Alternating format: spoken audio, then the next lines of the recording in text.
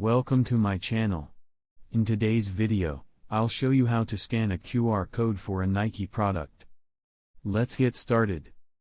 First, it's important to know that the Nike app does not have a built-in option to scan QR codes. So, instead, we'll use Google Lens. On your phone's home screen, tap on the Google Lens icon available in the Google search widget. This will open your phone's camera. Now, place the Nike product's QR code in front of the camera and make sure it's clearly visible. Google Lens will automatically scan the QR code within a few moments.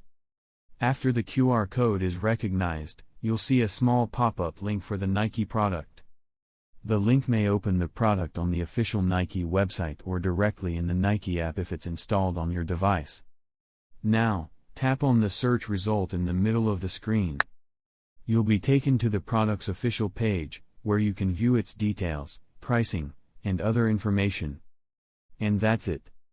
If you like the video, like, subscribe, and press the bell icon for more helpful tutorials.